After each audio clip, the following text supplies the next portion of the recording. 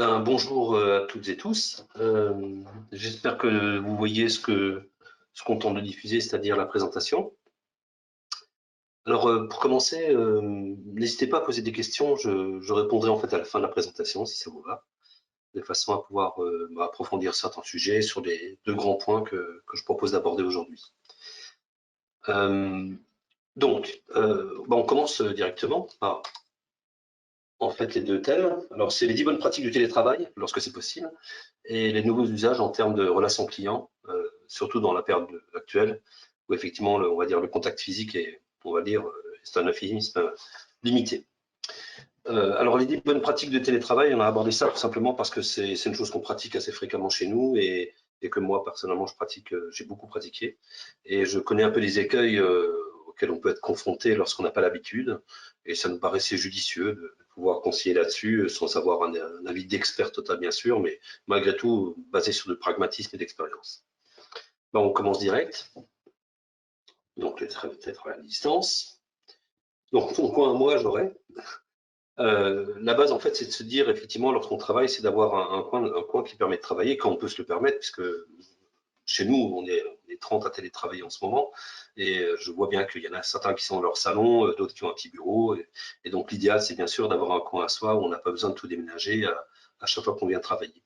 Donc, ça permet effectivement de rentrer dans une sorte de rituel qui est important, tout simplement parce que ça permet de stabiliser cette ambiance, je dirais, qui est de véritablement travailler seul, enfin quand j'irai seul, dans le sens physique du terme, et donc préparer son espace, c'est un élément effectivement déjà assez important, si bien sûr c'est possible. Bon, en tout cas, au moins le préparer de façon simple. Deuxième point, c'est mon rituel. C'est justement la notion de rituel, c'est effectivement le fait simplement de respecter tout ce qui est, on va dire, lié en fait à la cadence du travail. C'est bien sûr à une heure qui permet de travailler, puisque généralement on travaille en équipe, donc il faut être disponible aux heures définies. Alors définies, là, ça aussi on pourra l'aborder. Mais en tout cas, c'est éviter de bosser en pyjama, tout simplement, par exemple, parce que c'est une chose qui est un peu déstabilisante à terme. C'est une chose que j'ai pratiquée pendant un moment, c'est-à-dire que bon, on faisait pas trop attention à son aspect physique, c'était surtout quand Internet était assez balbutiement, que la vidéo n'était pas aussi sophistiquée qu'aujourd'hui. Mais c'est vrai que c'est quelque chose qui mine au bout d'un moment, puisqu'on perd un peu ses repères, justement. Et le fait de rentrer dans ce rituel, de prendre un petit déjeuner, s'habiller pour aller bosser, se laver, enfin la totale, c'est véritablement un élément de stabilisation et structurant, tout simplement. Donc cette notion de quotidien est malgré tout extrêmement importante. Ça a l'air bête comme ça, mais c'est effectivement très important, psychologiquement parlant. Ensuite, mes collègues, jamais je l'oublierai.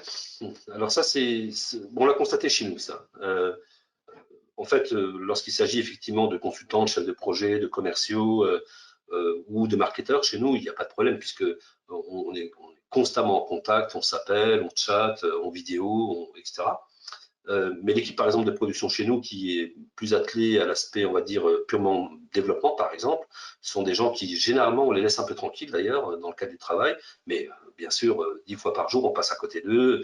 Il y a toujours le petit mot, la petite blague, enfin, simplement le fait d'avoir un contact humain.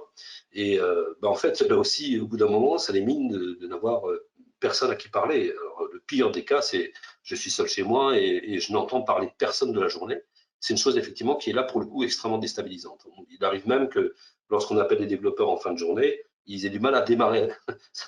Le fait de démarrer, de parler, c'est quelque chose on sent qu'en fait, ils n'ont pas parlé pendant quasiment une journée et ça quelque part, c'est encore une fois déstabilisant. Donc, les faire participer, chatter un peu avec eux, discuter, faire une visio pour une petite question, c'est toujours quelque chose qui est important et c'est, je dirais, de collègue à collègue. C'est pas vraiment la mission du manager que de contacter tout le monde et je pense qu'ils ont aussi autre chose à faire. Enfin, en tout cas, le but, c'est ça. Mais en tout cas, le principe, c'est effectivement de penser à vos collègues avec qui on travaille. Dans notre cas, c'est un peu les chefs de projet qui prennent, on va dire, qui prennent contact avec eux de façon assez régulière, de façon à ce qu'effectivement, il n'y ait pas l'impression d'être seul, tout simplement. Bon, en tout cas, c'est important aussi psychologiquement parlant. Alors, ma montre je te verrai, ça c'est aussi on va dire un écueil qui est lié au télétravail. Alors bon, c'est surtout pour les gens qui ont la chance de faire un travail qui les intéresse, c'est qu'il y a des fois on a même du mal à arrêter. Alors c'était mon cas, hein, j'en connais beaucoup comme moi, qui effectivement travaillent sur des sujets, sur les dossiers qu'ils sont en train de traiter, et ben, on oublie l'heure, on se rend compte qu'il est 1h30 et j'aurais dû aller manger à midi. Enfin bon, en tout cas, sur le principe, c'est quelque chose qui est assez aussi un peu troublant. D'abord parce que le télétravail, enfin le travail de façon générale demande une certaine concentration. Et le fait de ne pas s'arrêter pendant des heures, ben, clairement, on perd en efficacité. Et puis, bon, encore pareil, c'est bon pour son équilibre d'avoir cette notion de, je reviens au premier point, de rentrer malgré tout dans une sorte de rituel. On parlera tout à l'heure de cette notion de réactivité, mais la notion simplement de s'accorder enfin, on va dire le rythme qui est censé être à peu près classique qu'on a vécu dans le cadre d'un travail quand on n'est pas en télétravail, c'est malgré tout aussi important. Ensuite, des règles pour tout le monde, il faudrait. Alors, le principe, c'est simplement de mettre en place. Alors, il y a un côté perso, il y a un côté pro. Chez nous, j'ai la chance d'avoir des filles et des femmes. Et aujourd'hui, lorsque j'ai des présentations, des vidéos, des entretiens, des coups de fil, mes filles savent très bien, parce que je les ai briefées avant, c'est que quand je suis au téléphone, bah, tu viens pas me déranger, mais bien évidemment, dès que j'ai fini, je vais m'occuper de toi. Ça n'empêche pas que je peux m'interrompre 5 minutes après pour m'occuper d'elle. Mais en tout cas, il y a des règles claires qui sont dites bien avant de démarrer cette organisation. Et ça permet tout simplement d'avoir des règles qui rassurent tout le monde. D'être surpris par ce type de situation lorsqu'on n'a pas prévenu ben, aussi bien son conjoint que ses enfants ou simplement des gens qui on habite, enfin qui on habite dans le cadre du télétravail en tout cas, c'est malgré tout quelque chose qui est important parce que là aussi, ça met en place encore une fois des rituels. Hein. C'est vraiment cette notion-là. Encore une fois, rien n'empêche de reprendre ça. Moi, mes filles, lorsqu'elles savent que je fais un webinar, par exemple, ben, elles savent qu'elles ne doivent pas me déranger.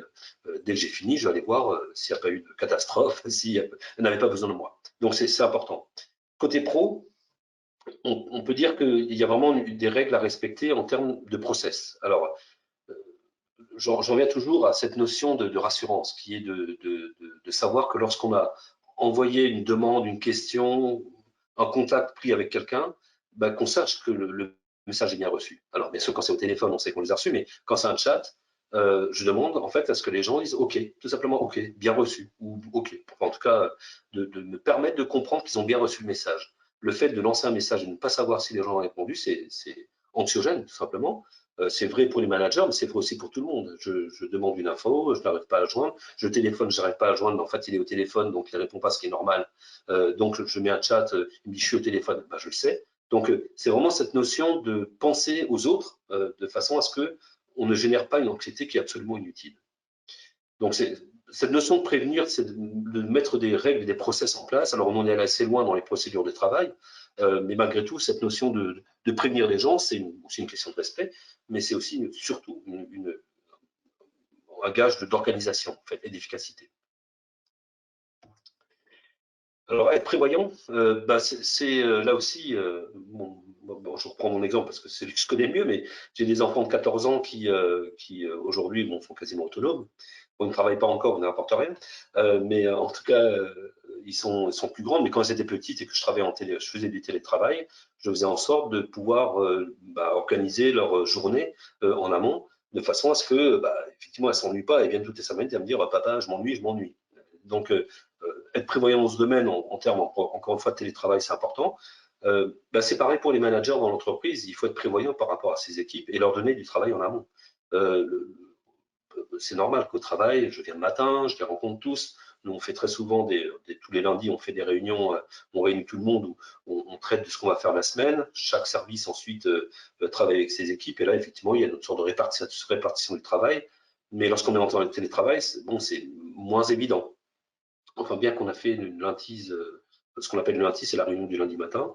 On l'a fait à 30 en visio et ça marche super bien. On était très étonnés. Mais ça, je pourrais l'aborder tout à l'heure. En tout cas, aussi bien dans la vie courante pour pouvoir être concentré sur son travail, mais aussi pour planifier les travaux, les managers doivent clairement savoir, enfin, envoyer à leurs équipes ce qu'ils doivent faire au moins le lendemain. Enfin, en tout cas, la semaine serait magique, mais en tout cas, savoir et leur donner des missions, on va dire, quotidiennes pour le coup. Et éventuellement, bien sûr, contrôler que c'est fait, sans être dans le flicage, bien sûr, mais c'est beaucoup plus dans le sens du contrôle, tout simplement.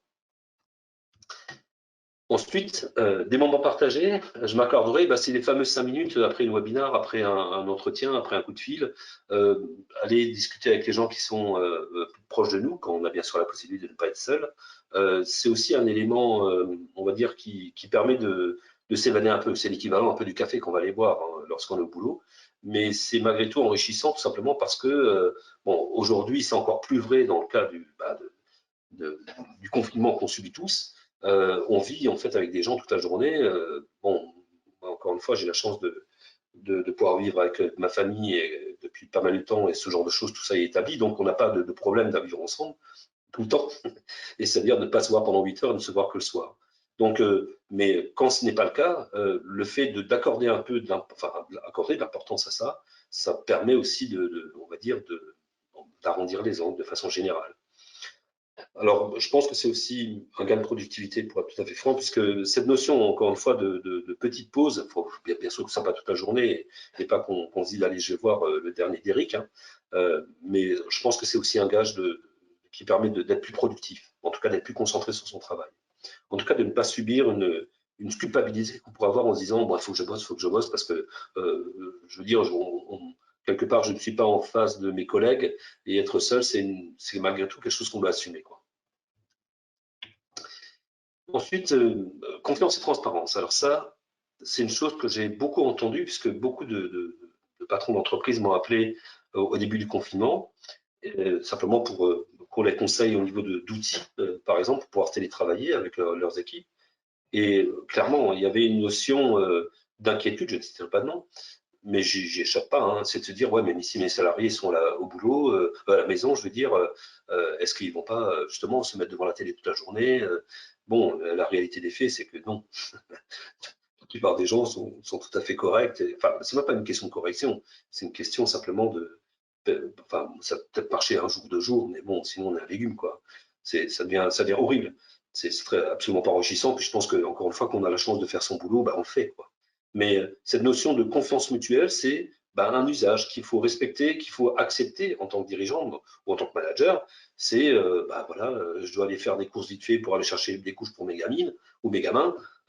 Clairement, je dois y aller, j'ai pas le choix. Donc, le but, c'est malgré tout, enfin, l'objectif, c'est malgré tout de ne pas cacher ça. Si quelqu'un appelle, si on peut répondre même quand on est au supermarché, je suis au supermarché, je te rappelle dès que je suis revenu. Le principe d'assumer les choses qu'on fait, mais de dire je travaille malgré tout et je suis dans une logique malgré tout de réactivité, parce que c'est ça qui est demandé, de réactivité et de travail, c'est une chose qui est malgré tout très efficace. En plus, ça crée un climat de confiance. Ce qui fait que moi, ce que j'observe, c'est que même si on est assez pugnace sur les horaires de travail, je me rends compte que la grande majorité des équipes, quand on appelle à 8h10, 15, ils répondent. Hein. Enfin, il ne faut pas exagérer non plus.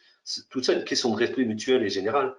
Mais c'est vrai que ça aussi, c'est une question d'engagement. Accepter ce genre de choses, c'est aussi, de l'autre côté, accepter peut-être d'être un peu plus souple. Mais encore une fois, parce qu'on a cette autonomie, je ne dis pas d'indépendance, mais d'autonomie. En tout cas, c'est un point extrêmement important parce que c'est toute la partie, on va dire, vraiment relationnelle entre la relation entre les dirigeants et leurs salariés, quoi.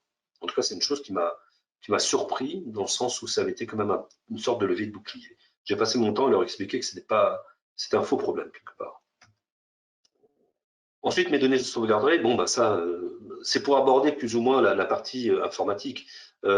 Aujourd'hui, et on n'y a pas échappé, on a mis bien sûr tous les outils en place parce qu'il y avait des gens chez nous qui n'étaient pas en télétravail autant que d'autres.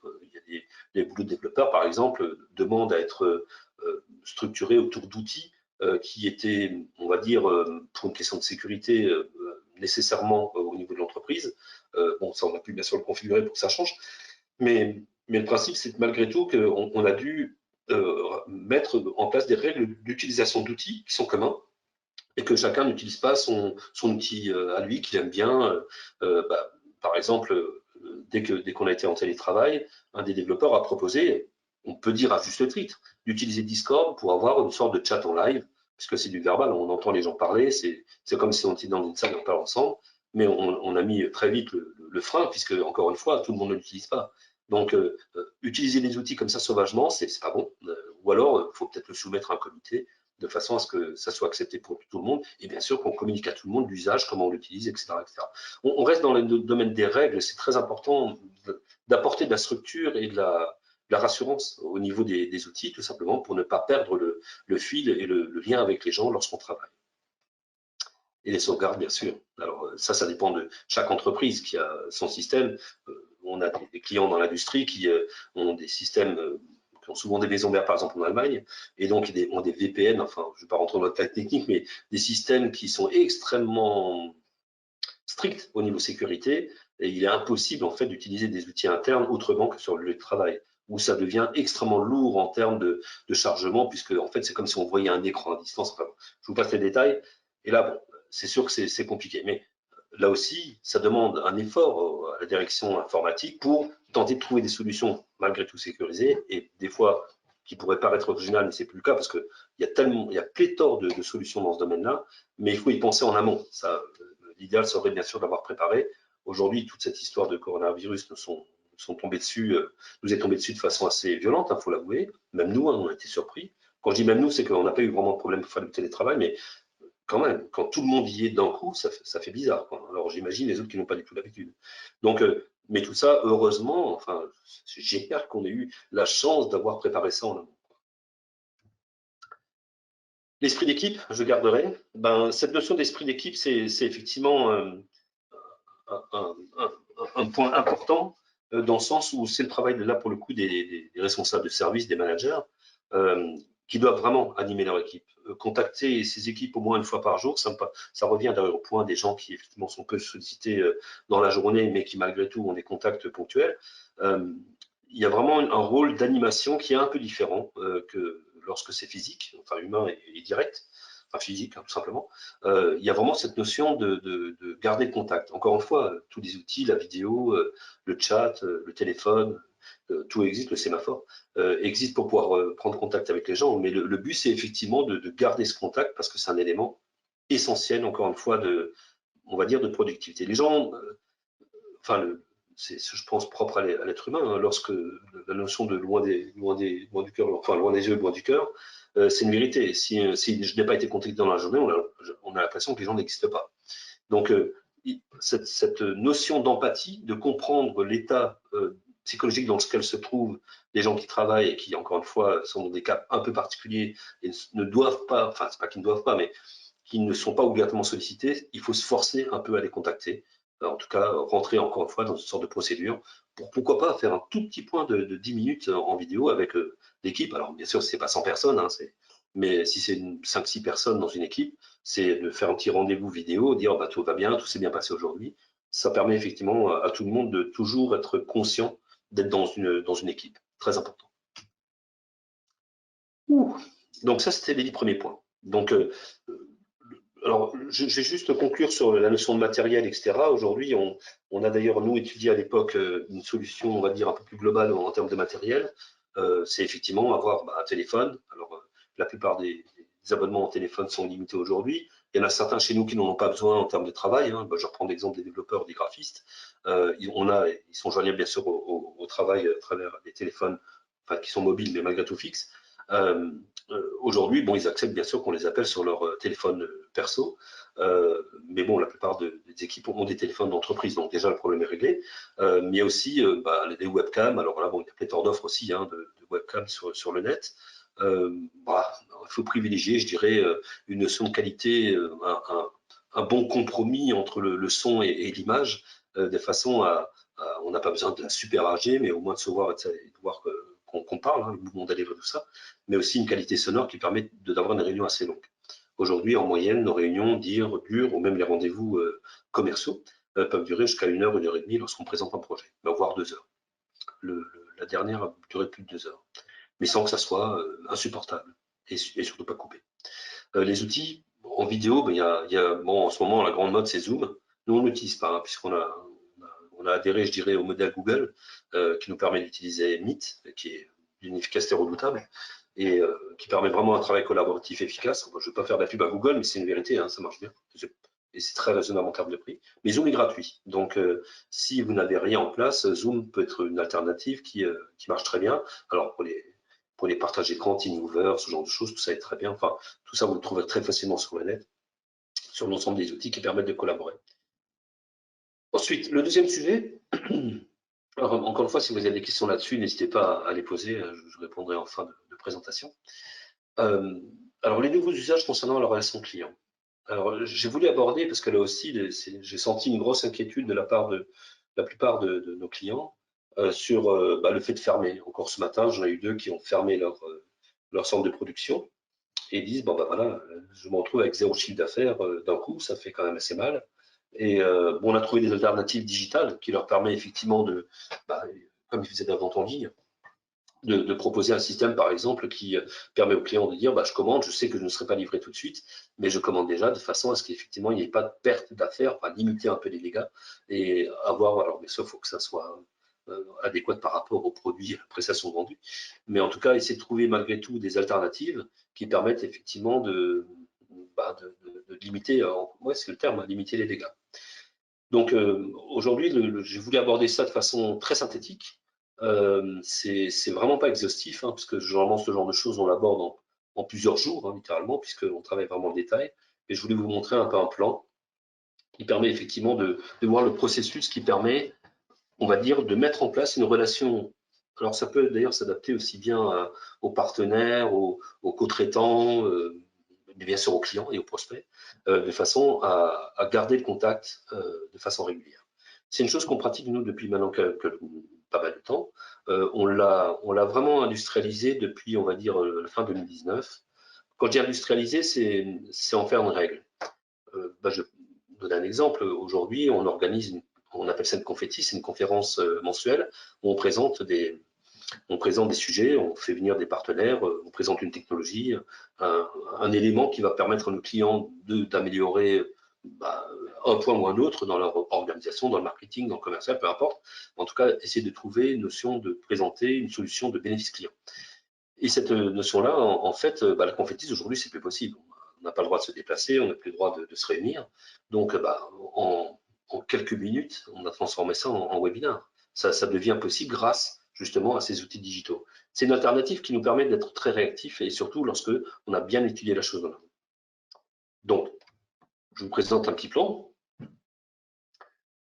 Lorsqu'on veut mettre tout ça en place, il faut bien sûr bien connaître son métier. Alors, encore une fois, j'ai eu quelques boîtes et j'ai toujours été confronté à ça. C'est la notion simplement d'avoir vraiment une stratégie claire par rapport à mon métier. Quand je parle de stratégie, c'est pas. Alors, une vraie stratégie, ça peut se travailler en plusieurs mois. Ça peut être long, très long, enfin très long, dans le sens où la stratégie, c'est la connaissance de son marché, de sa concurrence, de sa notoriété, de son positionnement, de notre proposition. C'est ce qu'on appelle définir les domaines d'activité stratégiques, les différents métiers, on va dire. Alors, des fois, c'est pas des métiers, ça peut être des zones de marchandises, peu importe, mais en tout cas, des différenciations d'activités qu'on peut avoir. Et le fait de bien connaître déjà ça permet de fixer, on va dire, la proposition qu'on fait à nos cibles. Alors, les cibles, j'ai pris les cibles parce que je ne voulais pas dire prospect ou client, puisque, encore une fois, pour une association, il n'y a pas de notion de client. Pour le domaine de la santé, il n'y a pas de notion de client, mais plus de patient. Mais la mécanique est la même. Ensuite, le deuxième point, alors le premier point avoir une stratégie claire, c'est en fait bien connaître et se projeter, on va dire, dans les 3 à 5 ans. C'est rien que le fait de se poser dans 3 ans, qu'est-ce que je serai, qu'est-ce que sera mon entreprise, ou dans 5 ans, c'est malgré tout un élément tout à fait, alors qui peut être déstabilisant, parce qu'on peut se dire je ne sais pas, mais quand on se pose vraiment les bonnes questions, ça devient un élément extrêmement structurant. En tout cas, ça permet de savoir à tout le monde dans l'entreprise dans quelle direction aller. Ensuite, c'est définir ses cibles. Et pareil, le principe des cibles, c'est de se dire, j'ai des clients, mais en fait, déterminer ce qu'on appelle les personas. Les personas, ce sont les profils de clients que vous avez. Dans notre cas, on en a 4. Ce sont effectivement on va dire, leur niveau de prise de conscience du domaine digital, qui nous permet d'ailleurs de leur parler d'une façon adaptée. Quelqu'un qui ne connaît rien absolument en digital, bien évidemment, on va lui parler d'une façon différente qu'une boîte qui a un service e-marketing qui est super branché. On aura notre discours et notre façon de les aborder, tout simplement pour une question, encore une fois, d'empathie. Donc, définir les personas de façon claire permet de savoir exactement comment on va les adresser. Et donc, définir, pour le point 3, les fameux liens. Quand j'appelle les liens, c'est des outils, hein, c'est les moyens de pouvoir communiquer avec eux. Et dans ces moyens, c'est la façon, je vais prendre un exemple concret, dans un emailing, on va faire, dans notre cas, on en a 4. Alors, on va faire 3 emailing parce que souvent, on peut regrouper des fois des personas. On va faire 3 emailing différents sur le même thème et les mêmes éléments, mais avec un langage différent. Ce qui permet d'ailleurs d'avoir un résultat, un retour, on va dire, d'intérêt beaucoup plus efficace. Et en 4, c'est réaliser vraiment un plan d'action. Je reviens en fait au point 1. Avoir un plan d'action sur l'année, c'est préparer ces 3 à 5 ans en avançant progressivement sur des objectifs qu'on se fixe, puisque avoir une stratégie claire, c'est aussi se fixer des objectifs. Donc en gros, alors encore une fois, c'est très synthétique. Hein, il y a une 50aine de slides, je les ai laissés de limiter en 4, hein, mais ça va être chaud. Le principe, encore une fois, c'est dans la vente, parce que c'est un bon exemple. La vente, c'est encore une fois une mise en relation, c'est créer une confiance avec quelqu'un, et c'est aussi vrai pour un partenaire que pour un banquier. Le but, c'est malgré tout d'adresser un message qui va s'adresser effectivement au plus grand nombre.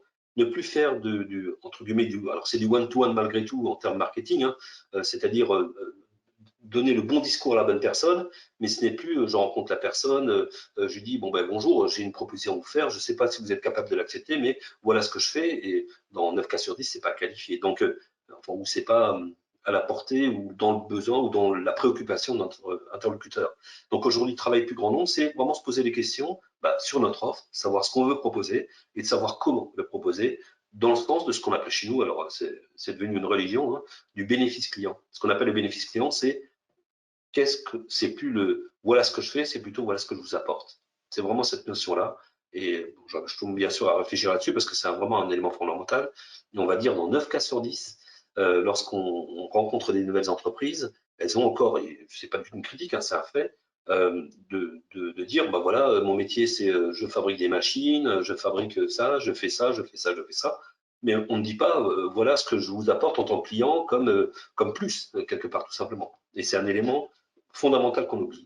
Cette notion on va dire, d'adresser au plus grand monde, c'est de dire, voilà ce que je vous apporte par rapport au métier que je maîtrise, au métier, au service, à la production, peu importe. Alors j'ai mis une sorte de tableau qui permet de traiter ce qu'on va dire l'ancienne façon. Alors là, j'aborderai aussi cette notion, encore une fois, de ce qu'on vit aujourd'hui. Notre métier nous amène en fait à traiter quasiment tous les domaines. Ça va de la stratégie d'entreprise, le marketing, la communication, bien sûr, le commercial, mais même les RH. Et aujourd'hui, en fait, on se rend compte que le digital, on n'est qu'un outil, hein, tout simplement, mais qui doit être au service de la transversalité de tout ça.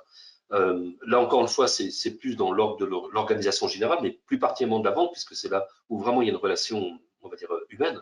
Mais c'est vrai, gérer dans n'importe quel cas.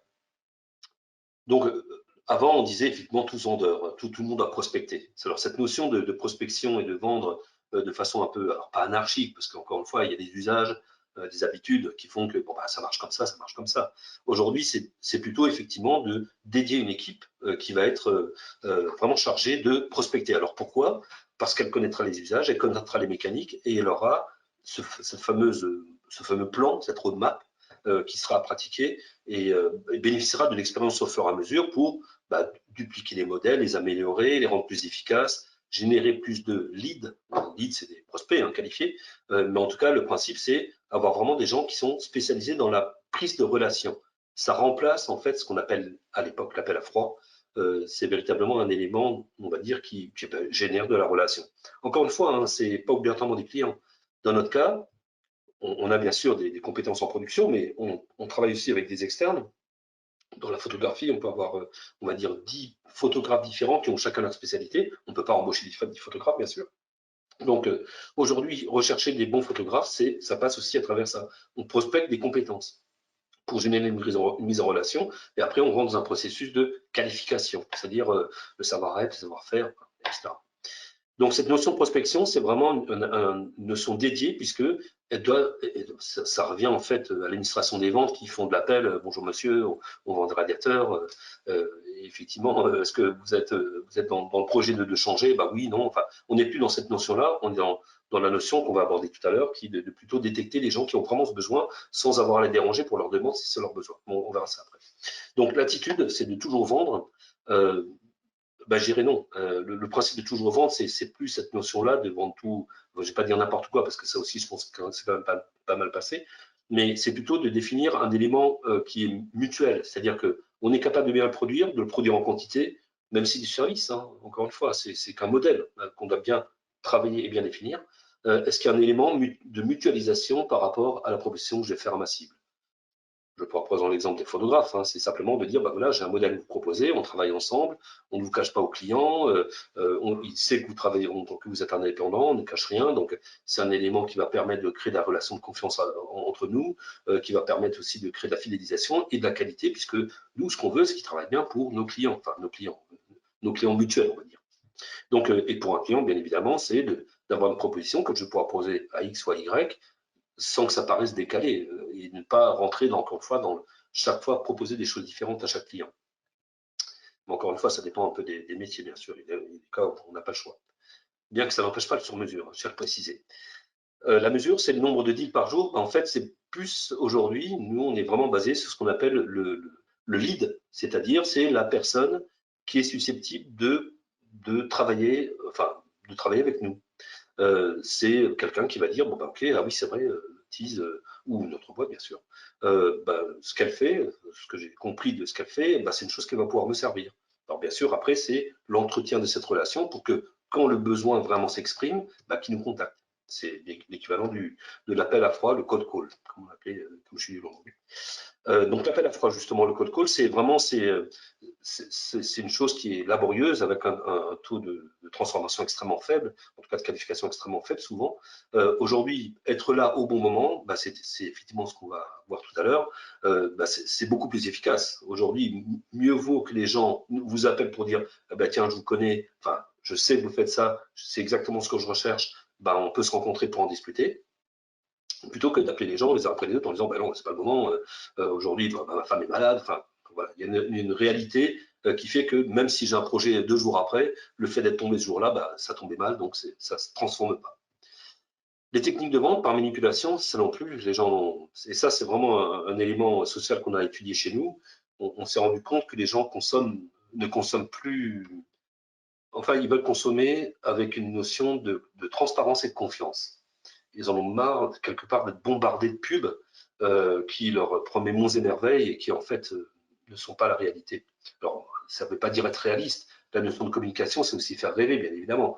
On va dire, pas d'enjoliver, d'habiller la chose de façon à ce que ça soit, qu'on mette en avant justement ce PDX client. Mais aujourd'hui, c'est avoir une technique d'intégrité. De dire, non, aujourd'hui, ce produit, il ne vous convient pas. Ça nous est arrivé je ne sais combien de fois de dire, non, ne faites pas cette application ou ne faites pas cet outil, tout simplement parce que soit le marché n'est pas prêt, soit vous n'êtes pas prêt, soit il y a d'autres moyens de le faire de façon beaucoup moins chère. Voilà, le fait d'être vertueux dans la démarche et de ne pas vouloir manipuler les gens en disant quoi qu'il arrive, c'est bon pour vous, c'est un modèle qui, dans le temps, est extrêmement efficace. Ça, en fait, de toute façon, ça génère de la fidélisation et c'est vraiment une chose qu'on constate. Et là, pour le coup, statistiquement, c'est vraiment d'une efficacité redoutable. Le point 6, hyper important, cette notion de marque employeur aujourd'hui est devenue un élément essentiel. On a beaucoup de demandes d'entreprises qui ont beaucoup de problèmes pour embaucher.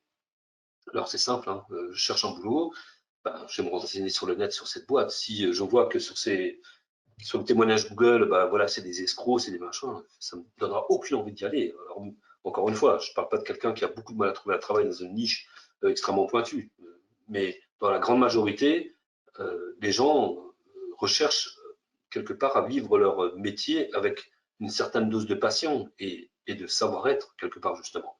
Donc aujourd'hui, et d'ailleurs nous, on n'y a pas échappé, hein, on fait beaucoup d'efforts on a fait beaucoup d'efforts pour apprendre à embaucher en travaillant d'abord, on va dire, cette notion de détection de savoir-être.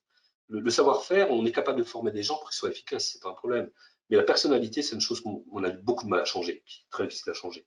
Donc, cette notion on va dire, humaine, ça devient un élément essentiel en termes de travail. Aujourd'hui, on a la chance que les gens, enfin, je ne vais pas dire se battent pour bosser chez nous, mais on a énormément de demandes d'embauche chez nous.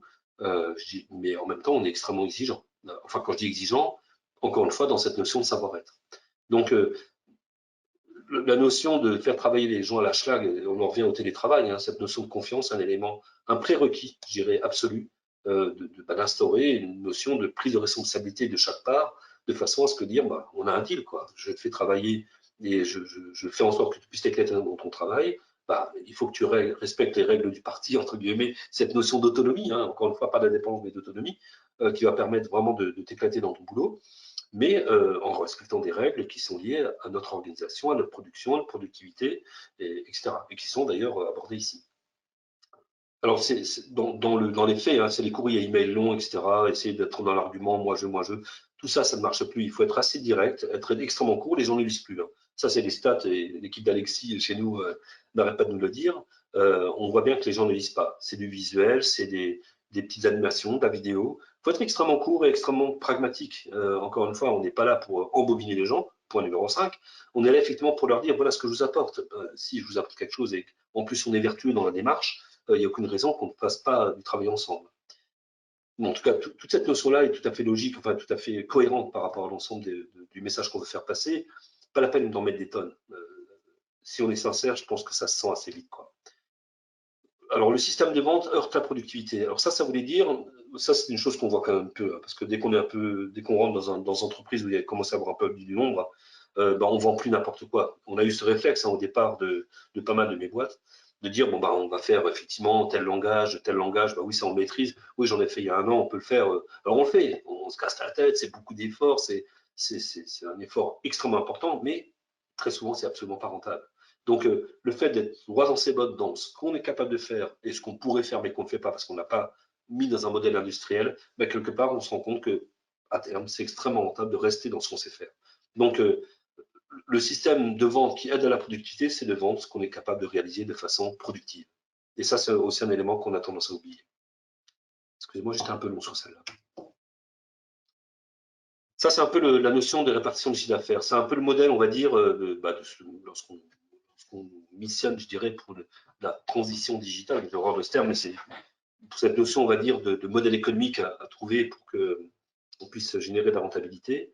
On synthétise ça, en fait, en montrant ce schéma, qui est effectivement ce qu'on peut appeler l'attrition, c'est effectivement la perte de clients, qui est une chose naturelle, hein.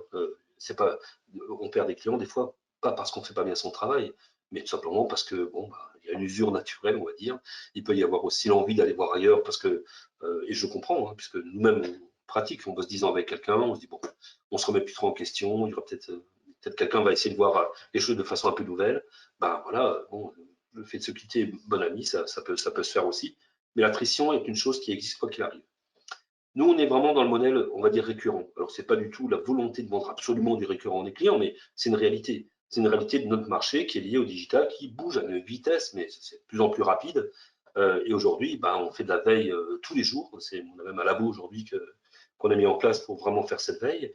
Et cette notion de récurrence, ben, c'est d'accompagner nos clients. Et c'est vrai dans tous les domaines, parce que on se rend compte que même nos clients, on se dit, bah, notre modèle qui est malgré tout vraiment, on va dire, vraiment au sommet de ce qui bouge beaucoup, puisque c'est vraiment un domaine extrêmement mouvant, et ben ça a des implications énormes dans toutes les activités, même dans la formation, parce qu'il y a des outils aujourd'hui qui permettent de faire un suivi de formation extrêmement, de plus en plus sophistiqué. Je ne parlerai pas de l'intelligence artificielle et tout ça parce que ça n'existe pas. Hein, ce n'est encore que des algorithmes. Mais en tout cas, tout ça fait dire que cette notion de récurrent est malgré tout un élément important et qui est complément de la mise à jour, qui est effectivement, bah, clairement, d'avoir une veille pour dire aux clients, bah, écoutez, notre rôle, c'est bien sûr de vous vendre des choses, hein, de vous apporter, encore une fois, un bénéfice par rapport à votre activité, mais aussi de vous apporter la nouveauté. La nouveauté, c'est bah, une différenciation sur votre marché, une singularité qui va vous permettre d'être meilleur que vos concurrents. Donc, cette notion de mise à jour, c'est constamment de remettre à jour la chose, de bien s'intéresser à son métier. Et ça, c'est une vérité, encore une fois, quelle que soit, je dirais, l'activité. Et les nouveaux, bien sûr, c'est cette notion de, bah, c'est justement l'équipe dédiée à la prospection qui est chargée de remplir ce pipe de façon à ce qu'il puisse être traité pour qu'il rentre dans le récurrent, pour qu'on puisse leur proposer des mises à jour. Et en fait, l'élément de croissance de l'entreprise, c'est effectivement la mise à jour et les nouveaux. Et ça, c'est en tout cas dans le digital, c'est une vérité. On peut presque, je pense, l'associer à toutes les, enfin, toutes, pas toutes, mais une grande partie des activités qu'il y a aujourd'hui. Alors, le cycle de vie, j'en reviens à ce que je disais au niveau justement de cette fameuse phase de relation, de prise de relation avec des prospects clients, peu importe, hein, enfin des relations de façon générale dans l'entreprise. Le but, c'est malgré tout on va dire, de rentrer dans une logique. euh, Là, ça va être vraiment un cycle, on va dire, commercial, puisque vraiment, l'exemple est vraiment typiquement traité dans ce domaine-là. Ce cycle de vie, on va le traiter en le comparant, on va dire, à l'ancienne façon de fonctionner. C'est l'appel à froid, la notion d'appel entrant ou de réputation, de notoriété, on va dire, qui va faire en sorte que quelqu'un va nous appeler. Ben, on va le retrouver ici. Je commence ici par on va dire, c'est le sortant. Là où c'est effectivement ce qu'on appelle le cold call. J'appelle le client, bonjour monsieur, je fais ça, est-ce que ça vous intéresse? On veut prendre rendez-vous, oui, non, etc. Ben, aujourd'hui, on peut le placer vraiment, si on fait vraiment le rapport avec les outils digitaux, ben, à la visibilité naturelle, au référencement naturel des entreprises. Ben, je fais une recherche sur un moteur, j'ai besoin de quelque chose. Ben, si je suis bien placé, ben, il y a de fortes chances qu'on nous appelle. Nous, on a la chance de maîtriser bien ce domaine de visibilité, puisqu'on propose à nos clients.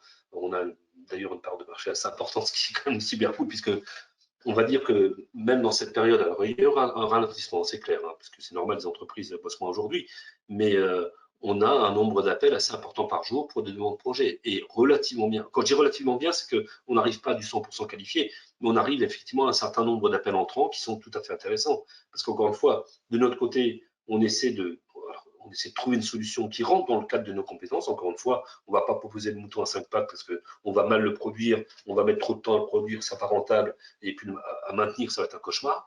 On reste vraiment dans une logique, on sait faire ou on ne sait pas faire, mais en tout cas, on a une proposition toujours bien réfléchie. Cette notion de visibilité naturelle, alors on va dire ça, c'est la première chose, c'est le référencement naturel, et ce qu'on appelle le SEO, excusez-moi pour le terme. Et de l'autre côté, on a ce qu'on appelle les achats d'espace, les ads, le SEA. Encore une fois, désolé, je parle pour ceux qui connaissent. L'achat d'espace, c'est les publicités sur Google, sur Facebook, sur les réseaux sur lesquels naviguent, on va dire, les cibles qu'on souhaite toucher. Ces deux éléments sont vraiment l'équivalent de l'appel à froid, puisque au moment où la personne exprime son besoin, elle va pouvoir nous trouver. Alors bien sûr, quand je parle d'achat d'espace, aujourd'hui c'est hallucinant la mécanique possible pour trouver des gens qui s'expriment dans un domaine et vraiment les mettre en relation avec les gens qui savent le fabriquer, qui est, enfin je veux dire, même moi qui navigue dans le marketing et le commercial depuis 35 ans, ça me surprend l'efficacité redoutable que ça a. On arrive à toucher les gens au moment où ils ont un besoin qu'ils expriment. Et pas seulement sur Google, hein, mais sur l'ensemble de leurs outils, on va dire, de communication. Le deuxième élément, alors c'est ce qui marque, on va dire, le premier intérêt, j'aurais peut-être dû mettre ça avant le premier intérêt, c'est ce qu'on va appeler plus la notoriété. Alors, c'est pas la notoriété dans le sens où on l'entend de purement de la notoriété, de l'image. Alors, bien sûr, si, c'en est, mais c'est malgré tout de la génération de prise de contact parce que je sais qu'un jour, je vais certainement avoir besoin des compétences de la personne qui propose une prestation. Le but, c'est de prouver ou de montrer et de donner, en fait, quelque part, des éléments qui vont permettre à nos cibles de se dire, ah bah tiens, justement, ça va me servir. J'en parle du livre banc, d'essais gratuits, de fiches pratiques. Je peux vous donner deux exemples dans notre cas, parce qu'on les connaît bien. Ben, on a fait le calendrier, par exemple. Alexis a eu cette excellente idée de faire un calendrier marketing qui reprend en fait tous les événements, cinéma, sport, le jour 2, enfin, etc. On récupère bien sûr tous les éléments sur des flux à la main. Enfin, c'est pas facile à faire, mais c'est malgré tout un élément qui est extrêmement porteur en termes de notoriété, puisque on a déjà eu beaucoup de contacts de clients qui nous disaient, bah tiens, j'ai vu que c'est vous qui avez fait ça, c'est super, c'est génial. Ça induit une certaine expérience, une compétence qui fait que lorsqu'on vient, alors je ne dirais pas qu'on vient en terrain conquis, faut pas exagérer non plus, mais on arrive avec un quota de confiance qui est déjà assez intéressant. Enfin, ils savent quelque part que c'est notre métier, qu'on aime le faire, qu'on essaie de le faire bien, bien sûr. Donc, ça accorde un crédit sympathie qui facilite beaucoup la première approche. En tout cas, la notion, la fameuse prise de brief qu'on fait dès le départ pour identifier vraiment là où on peut être efficace dans la demande, bah, c'est quelque chose qui facilite énormément ce travail. En tout cas, on constate, c'est terrible. On avait commencé aussi avec un visuel qui permettait de faire le rapport entre l'utilisation des réseaux sociaux dans le monde et en France.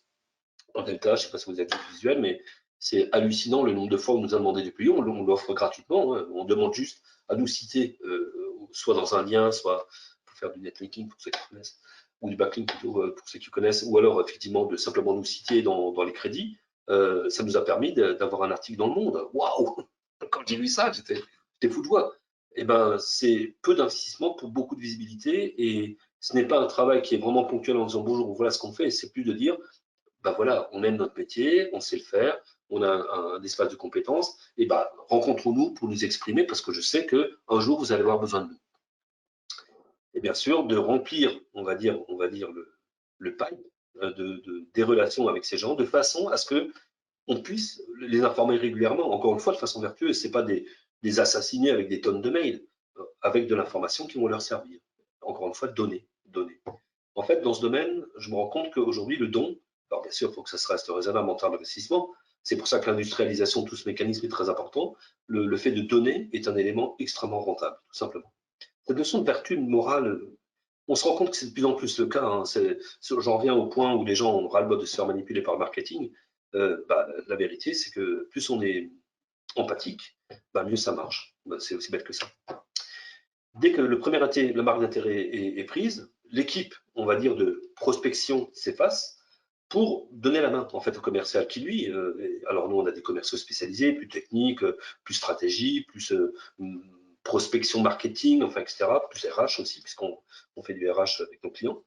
Mais aujourd'hui il y a des commerciaux un peu spécialisés qui sont là effectivement pour marquer cette deuxième marque d'intérêt parce qu'on va proposer quelque chose de concret qui soit tout à fait, on va dire concret. Alors, encore une fois, je donne mon exemple parce qu'on le connaît bien, mais c'est vrai dans n'importe quel métier, je tiens à préciser, hein, je ne suis pas là pour vendre notre source, enfin, je ne peux pas empêcher, désolé, mais malgré tout, sur le principe, tout ce modèle-là s'applique à quasiment n'importe quel modèle économique. Dans l'industrie lourde, on a essayé de faire des projections par rapport à des métiers très différents. Il n'y a peut-être que le modèle médical, le monde de la santé, où vraiment c'est très différent, bien que là aussi, il y a une notion de partenariat, on va dire, d'influence par rapport au. Parce que les scientifiques ont des préoccupations très différentes des industriels. C'est plutôt la publication qui sont récompensés, on va dire. Mais c'est de la com, ni plus ni moins. Hein. C'est de la com. Donc voilà, le commercial a l'objectif, je dirais, vraiment de crédibiliser l'offre à partir, bien sûr, de la cohérence de son offre et de l'aspect concret, voire de la rentabilité. Aujourd'hui, certaines offres d'accompagnement est soldée par la mise en place d'objectifs concrets en chiffre d'affaires, hein, tout simplement, ou voire en marge si on peut la déterminer. Et donc, lorsque le commercial, effectivement, a signé, entre guillemets, il y a cette fameuse étape de, alors, j'aime pas trop le terme, mais c'est manager de succès client, c'est effectivement le fait de les mettre en face de consultants qui vont suivre le client. Alors, encore une fois, dans le domaine industriel, ça peut parfaitement justifier. On travaillait ça avec une boîte qui fait de l'industrie dans la métallurgie, on va dire, et qui effectivement suit ses clients parce qu'ils ont des besoins récurrents. Et aujourd'hui, connaître bien le marché de son client, c'est quelque part lui dire, tiens, je sais que dans ce domaine-là, on vient de sortir un outil qui permet effectivement d'augmenter la productivité. Plus il connaîtra sa problématique, plus il sera dans l'empathie, plus il aura des propositions concrètes qui vont clairement être crédibles et encore une fois renforcer la relation avec le client. Tout ça est lié vraiment à un modèle, on va dire, global, vertueux, qui est bien sûr basé sur l'argent. Hein. Il ne faut pas se leurrer. Quand on a une boîte de 30 personnes, il faut bien sûr les payer. C'est normal, tout le monde a cette problématique dans l'entreprise. Mais le principe de penser à ce que vos interlocuteurs puissent gagner, alors ça peut être de l'argent, mais autre chose, hein, quelque part, cette logique est vraiment, enfin en tout cas en pratique depuis des années, c'est très efficace. Je parle de tout ça parce qu'aujourd'hui, on peut le voir, hein, à part peut-être la relation client-commercial qui va aller voir la personne physiquement, réellement, quelque part aujourd'hui, ce modèle peut être fait de façon totalement désolidarisée du physique. Encore une fois, depuis 2 semaines, on a nos rendez-vous en visio avec les clients et cette notion de relation commerciale, on l'a vu, on la vit véritablement en ligne et ça se passe très très bien. Donc, ça n'a pas changé grand-chose dans nos process.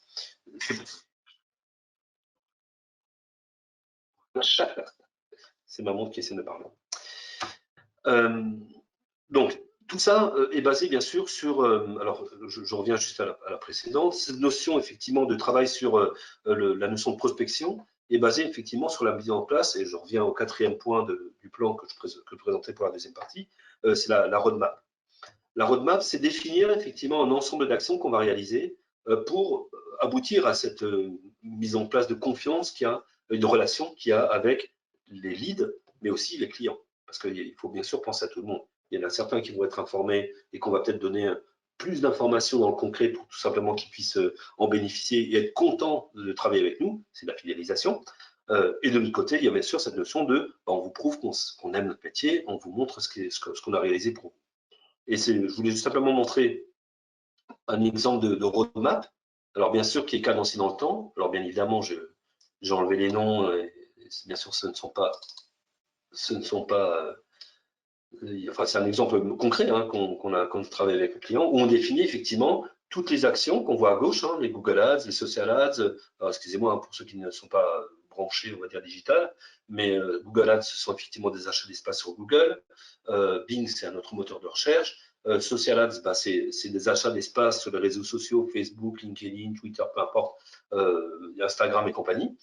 Les réseaux sociaux, c'est l'animation, c'est ce qu'on va écrire dans les réseaux sociaux pour exprimer la personnalité de l'entreprise. Et tout ça, on définit des budgets et ce que ça va rapporter à terme. Parce que les totaux qu'on voit ici, ce n'est pas que des totaux en termes de coûts. C'est vraiment un total, si vous voyez en bas, un total vraiment de chiffre d'affaires réalisé à travers tous les éléments qui doivent transformer, encore une fois, là pour le coup, c'est une roadmap commerciale, hein, littéralement, enfin en tout cas marketing et commercial et communication à travers des outils de communication sur des emailing, des jeux concours, des relations de blogueurs, des rapports de performance, etc., etc. Donc, bon, j'ai brossé ça de façon extrêmement rapide. J'espère que j'ai été relativement clair parce que c'est un projet, c'est plutôt un sujet extrêmement dense, hein, bien évidemment, qui, comme à chacun correspond à un contexte, on ne propose jamais deux fois les mêmes roadmaps, ni les mêmes outils d'ailleurs. Hein. Encore une fois, chacun a bien sûr les outils qui lui conviennent, qui lui correspondent en fait à ses cibles. Donc, bien évidemment, si vous avez des questions sur ces sujets-là, n'hésitez pas à les poser. On est à votre dispo. Je vois qu'il n'y a pas eu trop de questions en fait, ou alors je ne sais pas si j'y ai accès. Mais a priori, il n'y en a pas, bah, tant mieux, je pourrais rentrer tôt, je suis déjà chez moi. Donc, on pourra effectivement clore ce dossier. En tout cas, j'étais enchanté de présenter ça. Pour moi, c'est une sorte de première, en tout cas, de le faire comme ça à la maison de façon autonome, bien que, encore une fois, j'ai une équipe derrière moi, avec moi qui est Tiffany, Alexis et tout le monde pour m'aider à faire ça. Mais aujourd'hui, on se rend compte que je suis seul à la maison, je peux le faire quasiment de façon autonome. Enfin voilà, encore un outil qui est d'une efficacité redoutable et qui permet de toucher, on va dire, vraiment le plus grand nombre. Voilà, en tout cas, je vous remercie tous et puis je vous souhaite une très très bonne soirée et à bientôt pour la prochaine. On va essayer de faire une webinaire un peu plus fréquente pendant la période de confinement, mais en moyenne, on essaie de tenir le rythme de au moins une par mois. Je vous remercie et passez tous une très bonne soirée et à bientôt.